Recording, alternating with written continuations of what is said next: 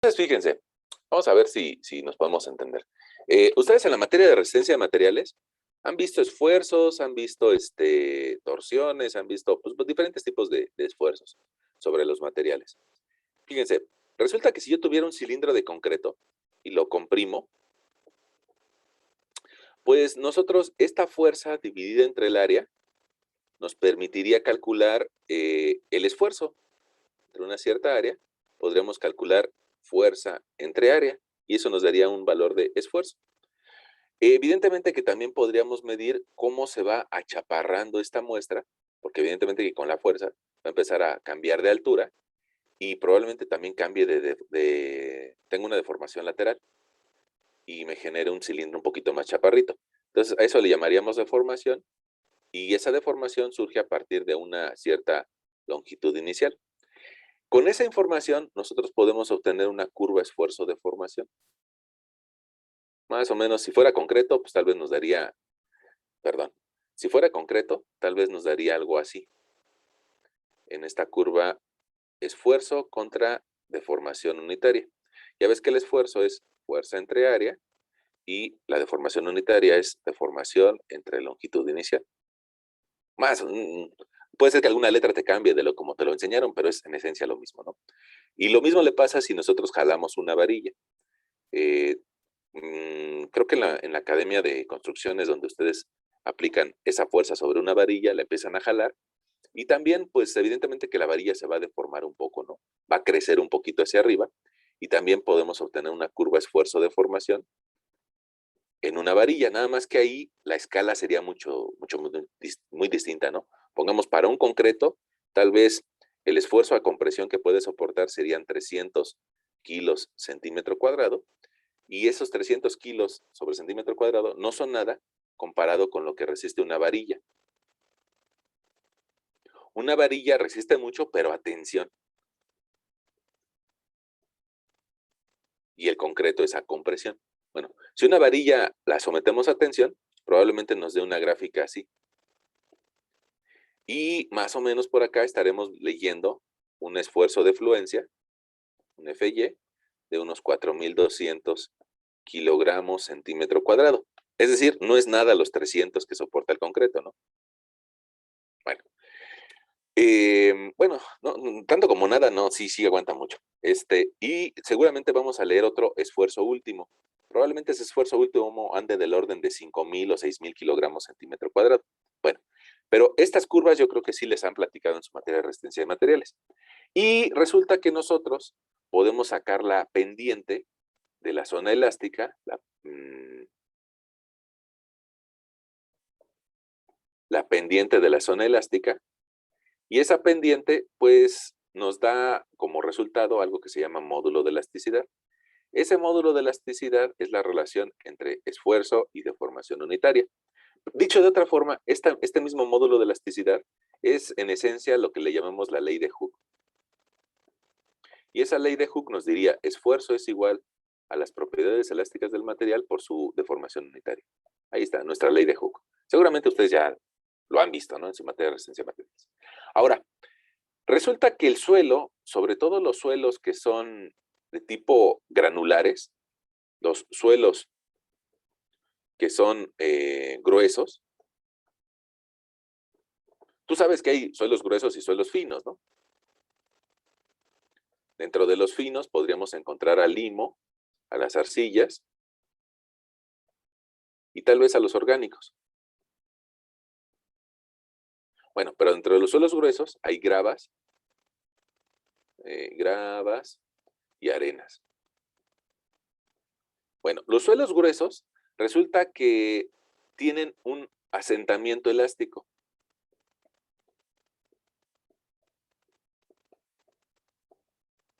Es decir, que habría que utilizar la teoría de la elasticidad o la ley de Hooke.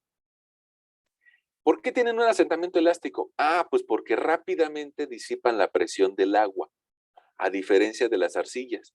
Precisamente nos llevamos muchas clases explicando que las arcillas son tan finitas que su agua fluye muy lentamente a través de sus poros. Entonces, los suelos finos tienden a generar procesos que tienen mucho tiempo para deformarse.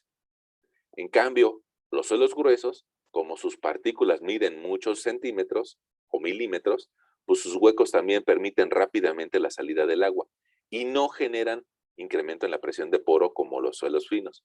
Incremento en la presión de poro. Bueno, eso tiene como consecuencia de que las gravas y las arenas se calcula su asentamiento con otra expresión. Y esa expresión va a depender de esta ley de Hooke. Ok, déjame ver. Probablemente tú, si jalaras, o si, bueno, perdón, déjame mejor imaginarme que nos estamos comprimiendo algo. Una pieza de madera o de cualquier material, en tu materia de resistencia de materiales, si tú le aplicas una cierta fuerza, pues, te decía, puedes calcular el esfuerzo como fuerza entre área, pero lo bueno de saber la ley de Hooke, que es esfuerzo es igual a módulo elástico por deformación unitaria, lo bueno de saberlo es de que podríamos despejar la deformación unitaria. Y esa deformación unitaria va a ser igual a el esfuerzo entre las propiedades elásticas del material. Ah, caray.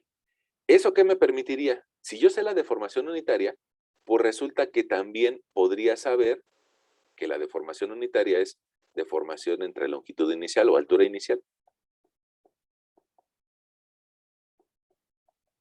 Y de aquí yo podría estimar la deformación al dividir el esfuerzo entre el módulo elástico, multiplicarlo por la deformación unitaria. Bueno, eso sería nuestra materia de resistencia de materiales. Ahora te pido que te imagines, de forma muy burda, es una simplificación, de forma muy burda, te pido que te imagines una cimentación que tiene un ancho B, que está encima de un suelo tipo, eh, arenoso o de grava, que también tiene una altura B, y que está recibiendo una cierta carga, ¿no? Al final carga, el peso que está recibiendo esta cimentación, pues lo va a tratar de distribuir en toda la base, y eso me va a generar un esfuerzo a nivel de desplante, una presión Q. A veces las presiones las simbolizamos como esfuerzo y a veces como Q. Honestamente, pues depende un poquito del libro donde lo consultes, ¿no? Pero a veces el esfuerzo lo llevamos a simbolizar como Q. Bueno, ahora, ¿eso qué significa? Que este material tipo arena, y que déjame a ver si lo puedo iluminar, este material tipo arena, pues debería de cumplir con las mismas características que tú ves en tu materia de resistencia de materiales, ¿no? Si es un material elástico, pues, seguramente cumple con las mismas mm, características de cualquier material. Bueno, pues entonces a alguien se le ocurrió plantear estas mismas ecuaciones, pero en términos de esta arena. Y en ese sentido, resulta que nosotros podríamos calcular el asentamiento elástico, mira aquí, el asentamiento elástico entre lo que era una longitud inicial en cualquier otro material, aquí le podríamos tomar el ancho B. Y el esfuerzo en mecánica de suelos, bueno, por lo menos en este tema de deformaciones lo podemos abreviar como Q. Q va a ser el esfuerzo de la cimentación, y lo vamos a dividir entre el módulo elástico del material, en este caso del suelo. Ese sería de suelo. Bueno, módulo elástico del suelo. Ok, entonces a partir de esta relación tan simple, nosotros prácticamente podríamos calcular el asentamiento elástico de esa arena. Y sería una expresión que sería Q por B entre ES. Básicamente, ¿no? Esta es la expresión que yo te diría, la expresión básica para calcular asentamientos elásticos.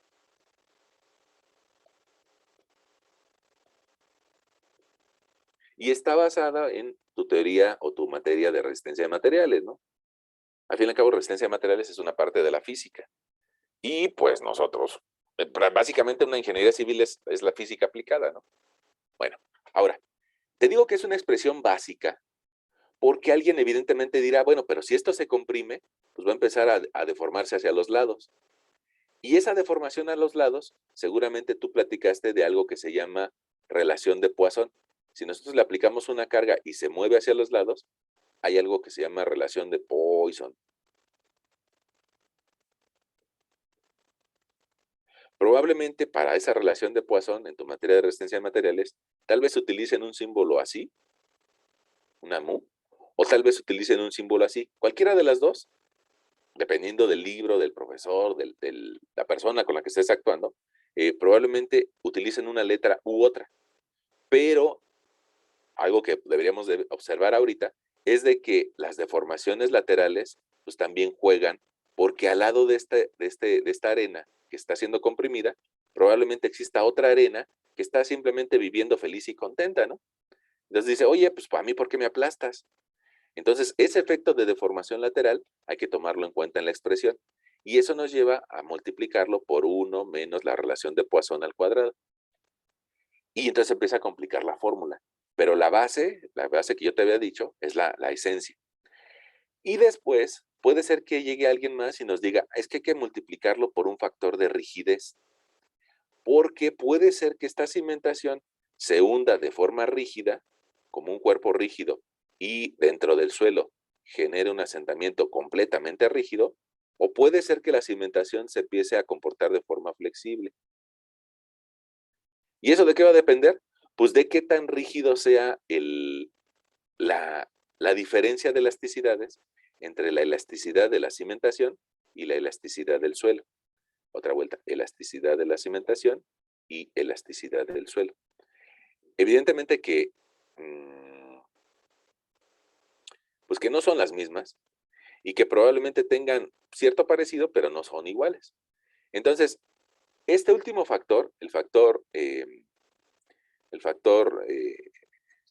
alfa, pues tiene que ver con la rigidez de la cimentación. Y pues de aquí se empiezan a derivar un montón de expresiones, ¿no? Dependiendo del libro que tú consultes, digamos que yo te diría que la esencia de la esencia de la fórmula es esta, ¿no? E incluir la relación de Poisson también. Pero de ahí en fuera, pues dependiendo del libro que consultemos, vamos a empezar a agregar factores que toman en cuenta la rigidez o que incluso toman en cuenta la forma de la cimentación. Y en general esos factores lo que tienden a hacer es a tener valores que valen menos de 1. Ahora, si valen, pongamos 0.7, 0.8, en realidad lo que terminan haciéndole a esta fórmula es de que le terminan dando un valor más bajo y más conservador. Honestamente, los últimos factores van a variar, te digo, dependiendo de la bibliografía que tú consultes. Nosotros por acá teníamos abierto el Braja, me parece. Vamos a preguntarle al señor Braja, vamos a irnos hasta el final, vamos a irnos hasta el final, y vamos a tratar de que nos diga asentamientos elásticos. Mira, mira, precisamente parece que nos estaba esperando. Asentamiento elástico. Nos dice que lo podemos encontrar por ahí de la página 523, 512, 512. Pues vamos a la página, sí, 512.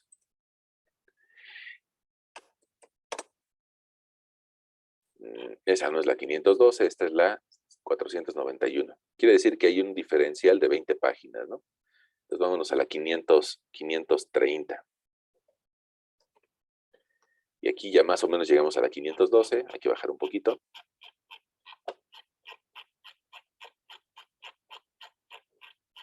Mira, aquí dice, asentamiento de cimentaciones poco profundas. Bueno, y aquí nos dice algo que ya sabíamos, mira. El asentamiento por consolidación es dependiente del tiempo y de las capas de arcilla ubicadas debajo de la cimentación. El asentamiento elástico se produce más o menos en corto tiempo después de que la cimentación se somete a la carga estructural. Prácticamente lo que nos está diciendo ahí es, mientras estás construyendo se va a presentar el asentamiento elástico. Mientras estás construyendo, así como va recibiendo los tabiques, se empieza a hundir por cargas rápidas o cargas que las arenas o las gravas rápidamente las pueden disipar. En cambio, las arcillas se van a tardar mucho tiempo. Incluso aquí nos dice, el asentamiento por consolidación fue discutido a más detalle en el capítulo 9. Casi casi nos dice, no estén molestando, aquí nada más te voy a explicar el asentamiento elástico, ¿no? Bueno, ahora bajamos un poquito y nos dice, mira, hay diferentes tipos de asentamientos elásticos. En arcillas saturadas que tienen una relación de Poisson de 0.5, lo más seguro es de que se pueda deformar el terreno. Pero hay otra condición en donde el terreno no se deforma y la cimentación baja de forma rígida. Este esquemita, híjole, este esquemita es la base de toda una investigación mucho más compleja, ¿eh? Y que se llama interacción suelo-estructura. Déjenme, déjenme hacer una pausa en el camino, déjenme copiar esta pantalla. Vamos aquí a Word. Y estábamos platicando acerca de cimentaciones rígidas y cimentaciones blandas, ¿no? O flexibles. Ah, aquí déjame pegar. Fíjense,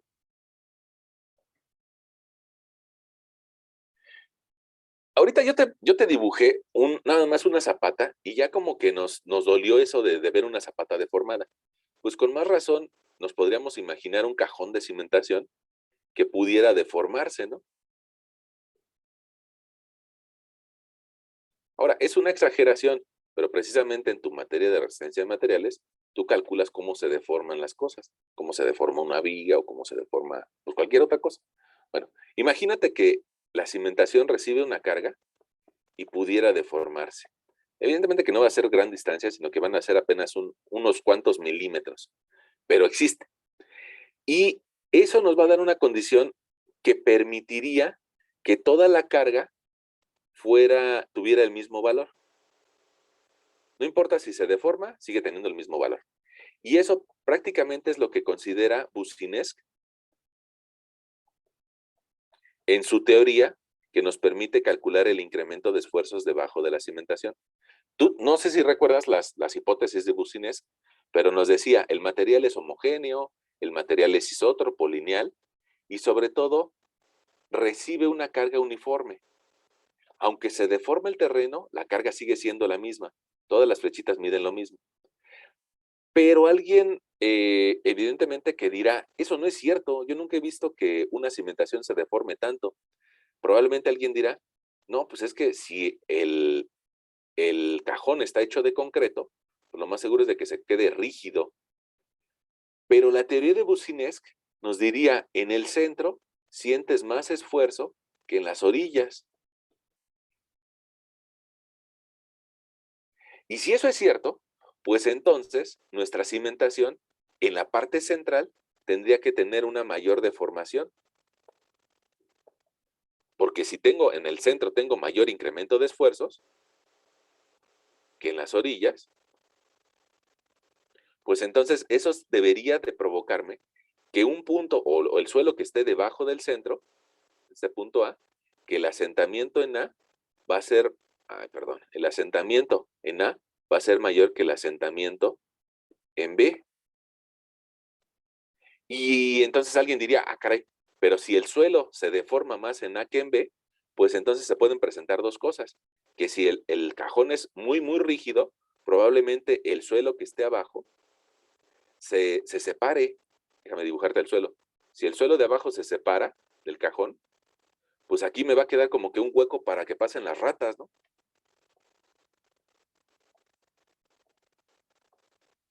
Si el punto A se hunde más que el punto B, pues entonces se separaría del cajón. ¿Y eso qué consecuencia tendría? Pues que la carga que está recibiendo ese cajón solamente sería aplicada en los extremos. Eso a su vez generaría un sistema de presiones que en los extremos sería muy grande y en el centro no está recibiendo nada. Entonces mi sistema de cargas ahora está como de tipo cabalgadura. Y ese dibujo es el que tienes aquí. No, espérate, parecido a una cabalgadura. Ahora, ¿qué va a tener como consecuencia eso? Que si en los extremos tienes más carga, pues ahora los extremos van a ser los que se van a hundir. Y entonces, pues es una historia que empieza a ser como que repetitiva y como que no va a acabar, ¿no? Alguien diría, bueno, entonces, resulta que si el cajón es completamente flexible, me provoca deformaciones diferentes. Y si el cajón es infinitamente rígido, pues me va a provocar un hueco. Y ese hueco, a su vez, perdón, déjame te escribo ese hueco, a su vez va a provocar que en los extremos el esfuerzo sea mayor. Y este proceso va a provocar, perdón, otra vez, que ahora los extremos sean los que se hundan más, hasta que encuentre un equilibrio. Y ese proceso se llama interacción suelo-estructura.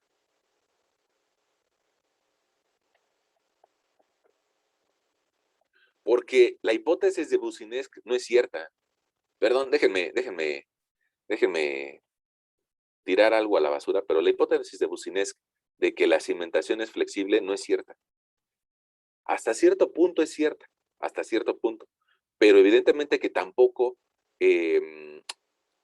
la rigidez del cajón no es ni infinita, pero tampoco es cero.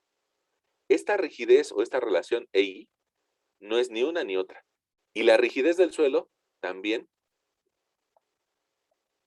no es ni infinita ni cero. Entonces tiene valores intermedios, lo cual va a provocar este sistema raro de cargas. Este sistema raro de cargas. Pero para poder llegar a ese sistema raro de cargas, necesitamos hacer eso que se llama interacción suelo-estructura. Es decir, hacer coincidir la forma en la que ven las cimentaciones desde el punto de vista estructural con la forma que ven las cimentaciones desde el punto de vista geotécnico. Y para eso, pues se necesita que ustedes tengan bastantes conocimientos tanto de estructuras como de geotécnica para provocar que los dos materiales se deformen al mismo tiempo. Hasta tus cursos normales de licenciatura, tú vas a llevar algunos cursos de estructuras y algunos cursos de suelos. Pero esto de hacerlos coincidir se da en esto que se llama interacción suelo-estructura, ICE, y que probablemente también alguien de ustedes podría desarrollar su tesis al respecto de eso. Es muy bueno es muy poderoso ese concepto, ¿no? Porque harías converger diferentes materias. De hecho, en la práctica profesional hay estructuristas y hay geotécnicos. O sea, hay personas que nada más se dedican a ver las estructuras y hay personas que nada más se dedican a ver el suelo. Algo muy parecido, pongamos, con los doctores. Hay doctores que nada más ven el corazón y hay doctores que nada más ven cáncer. Pero imagínate un doctor que pueda ver las dos cosas. Ah, se vuelve mucho más poderoso. Entonces, esto de la interacción suelo-estructura requiere conocimientos de estructuras y de suelo. Ya está, perdón. Me salí tantito del tema. Regresemos a nuestra imagen. Y Braham nos lo está platicando porque nos diría, pues hay que investigar si la cimentación es rígida o es flexible. Si la cimentación es rígida, va a provocar un asentamiento uniforme. Si la cimentación es flexible, va a provocar un asentamiento tipo cabalgadura. Y se empiezan a poner interesantes las cosas. Bueno, ahora, fíjate que en esencia, esta formulita que estás viendo por aquí, ahí en la parte de arriba, estás viendo una fórmula muy parecida a la que yo te planteé. Q por B entre ES.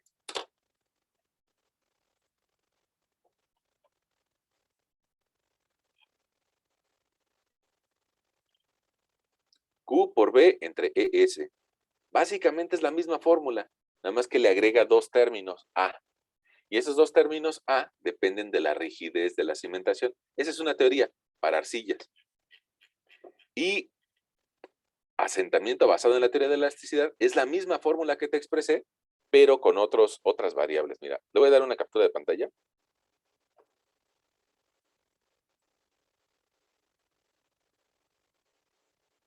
Voy a pegarla aquí si me deja. Ahí está.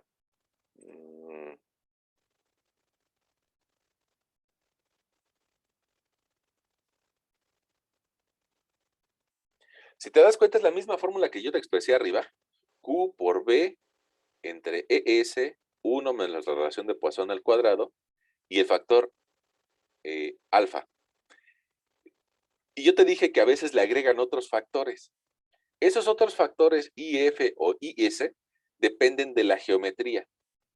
Honestamente, yo me quedaría muy tranquilo si calculáramos asentamientos con esta parte.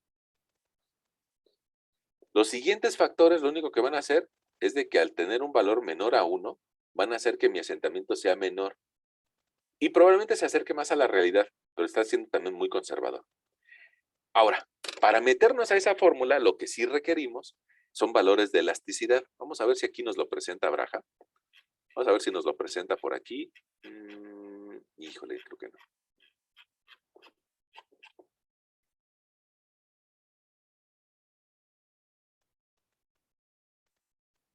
Ah, mira, aquí está. Rango de parámetros de materiales para el cálculo de asentamiento elástico. Aquí nos está dando unos valores. Nada más que lo malo es de que pues, Braja es un libro, digamos, universal y nos está dando su valor en meganewtons metro cuadrado, lo cual es una cantidad bastante compleja de entender. Voy a darle una captura de pantalla y te lo voy a escribir en otras unidades.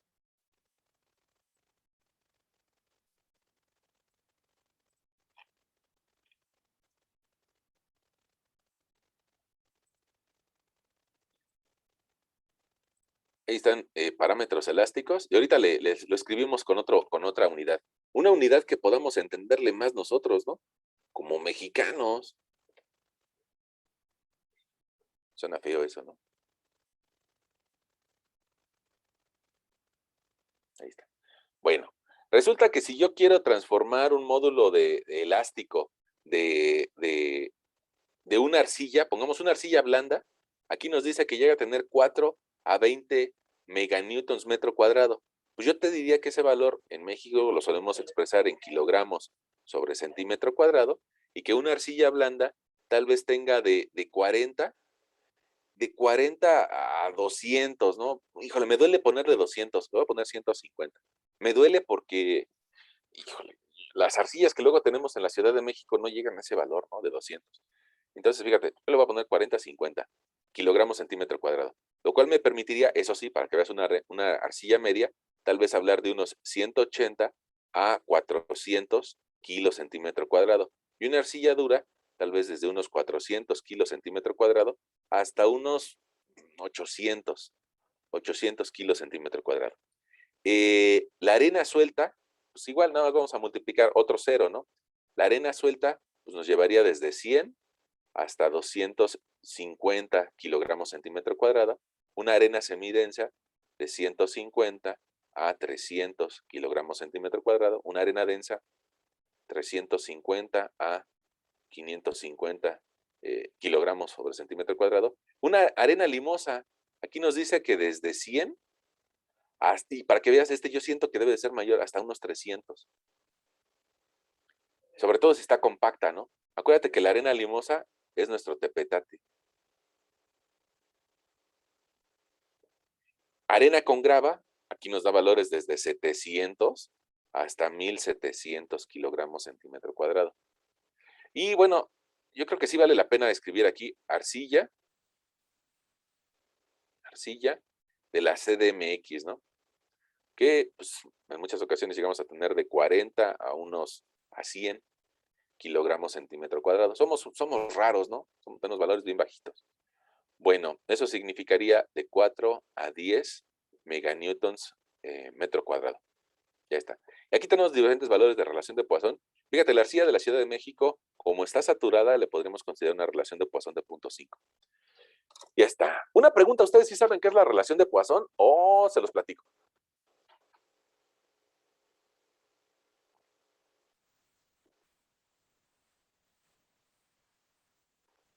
No sé si puede mencionarlo rápido, profe. Bueno, les decía, tal vez en su materia de resistencia de materiales, les van a decir que si tú comprimes un bloque, aquí si lo empezamos a comprimir, lo más seguro es de que se achaparre, que cambie de forma y se vuelva un poquito más chaparrito, pero también que se haga un poquito gordito. Si tú tienes una goma ahí a la mano, aplástala ahorita y te vas a dar cuenta de que se va a deformar hacia los lados. Ese mismo bloque, si lo veo en 2 dimensiones y recibe una carga vertical, pues va a cambiar de altura, pero también va a cambiar de forma. Y eso me va a medir 2 cosas. Una deformación axial, como cambio de altura, pero también una cierta deformación lateral, lo que se hace gordito. Y resulta que la relación de Poisson es la relación existente entre la deformación lateral menos la deformación lateral entre la deformación axial. Eso es básicamente. Y esos son los valores que tenemos por aquí. ¿Eso qué significa? Que materiales, pues, materiales como el concreto, tienen una deformación muy, muy ligera hacia los lados. Tal vez vamos a ponerle por aquí concreto. El concreto más o menos tiene un módulo de elasticidad de unos, enorme, ¿no? 180,000 kilogramos sobre centímetro cuadrado, lo cual significa algo así como unos 18,000 meganewtons metro cuadrado. Y el concreto llega a tener relaciones de Poisson del orden de 0.15, 0.18, 0.20. Para que veas, yo no me sé la relación de Poisson del acero. No me la sé y tampoco nos importa para el día de hoy. Acero, nada más para que te hagas una idea de cómo varían los datos. El acero tiene un módulo de elasticidad de 2 millones de kilogramos centímetro cuadrado, o alguien podría decir 200 gigapascales. Bueno, fíjate, no sé si somos un poquito observadores. Fíjate esta cantidad tan grande, 2 millones, 180,000, y la arcilla de la Ciudad de México.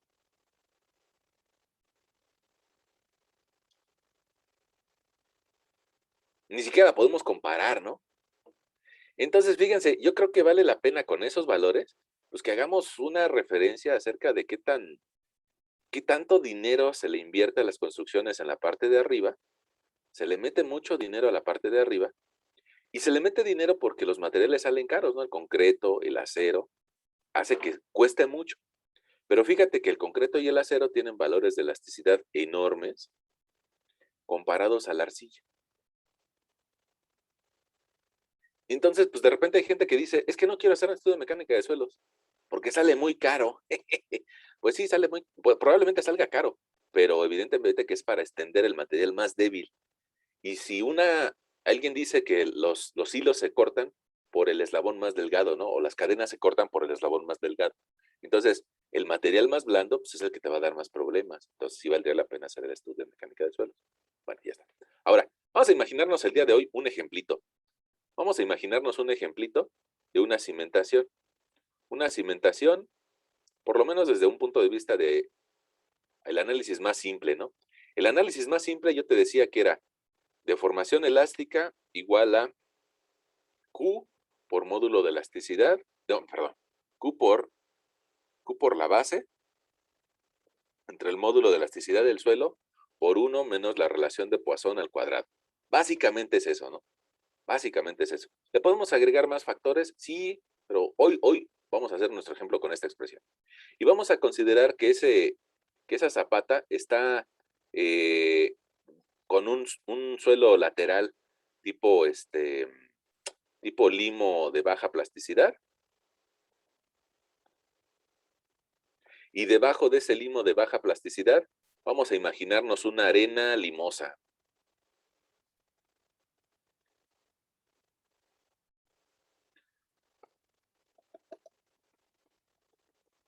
Vamos a imaginarnos una arena limosa. Esta arena limosa está recibiendo a la cimentación y resulta que debajo de ella nada más hay una roca. Hay roca sana. Probablemente sea en una zona de lomas.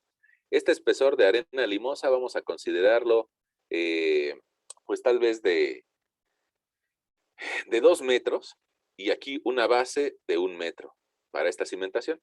Vamos a considerar que la presión que está recibiendo esta cimentación, evidentemente que va a depender de las cargas que tenga arriba, pero vamos a considerar que esta base de 1 metro también tiene una longitud, o sea que mi zapata tiene una base de 1 metro y que tiene un largo de 1.50, lo cual me daría un área de cimentación de 1.50.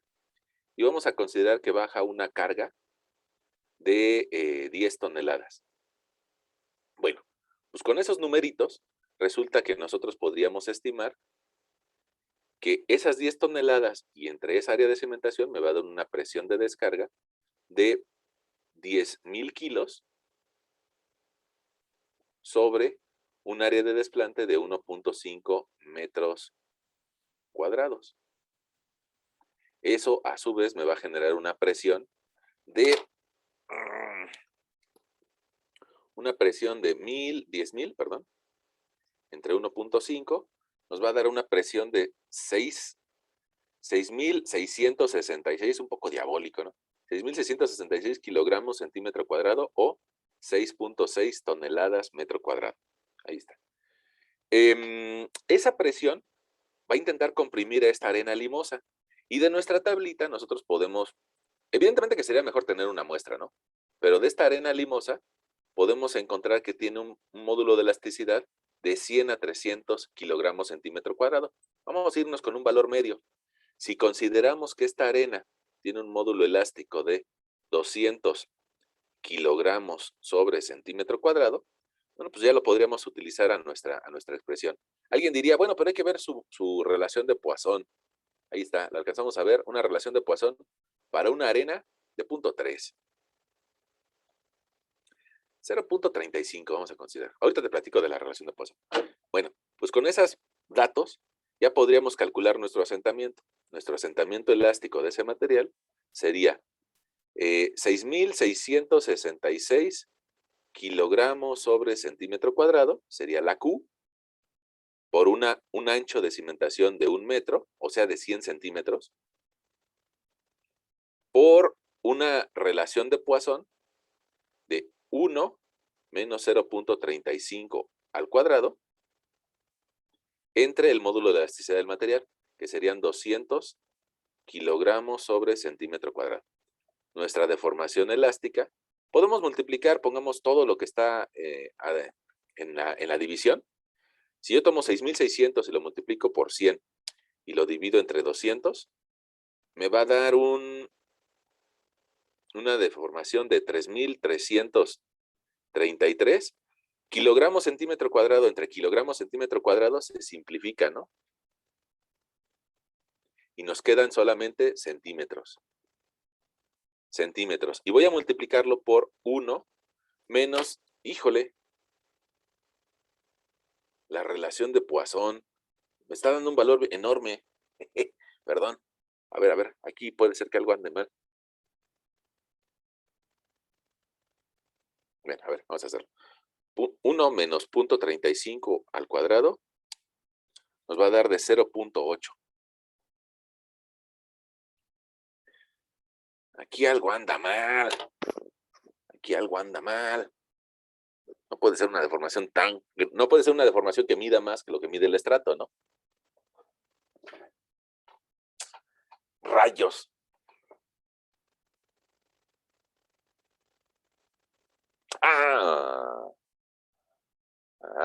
Ya sé que está mal.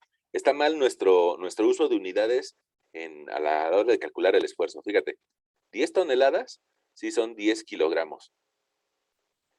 El área, 10,000 kilogramos. Pero el área es 1.50 metros.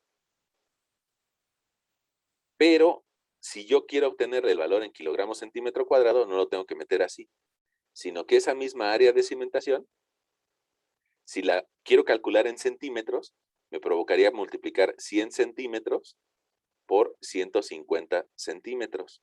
Y esa área de cimentación en centímetros cuadrados, 100 por 150, nos va a dar 15,000. 15,000 centímetros cuadrados. Ahora sí lo puedo dividir. 15,000 centímetros cuadrados. Y eso significa que la presión va a ser de 10,000 entre 15,000 de 0.66 kilogramos sobre centímetro cuadrado. Ahora, probablemente esto nos genera un poquito de duda. Vamos a hacerlo en las otras unidades. Si yo calculo 10 toneladas entre 1.5 metros, resulta que me va a dar 10 entre 1.5, me va a dar 6.6 toneladas metro cuadrado. Eso está bien, pero esta transformación también es correcta. Si tú recuerdas cómo transformamos las presiones para encontrar los asentamientos por consolidación, recordarás que esa transformación de unidades también es correcta. Bueno, déjame borrar rápido, antes de que se nos acabe nuestro tiempo. Déjame borrar esto. Ese valor está bien, este valor está mal y este está mal. Ya está.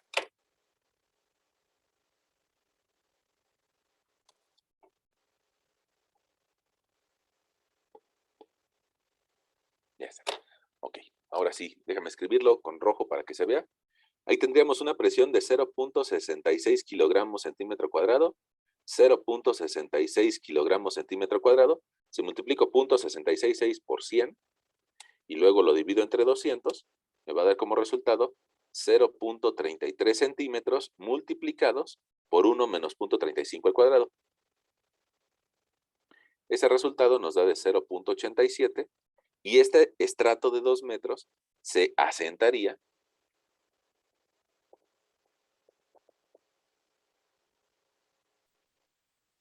apenas y 0.29 centímetros.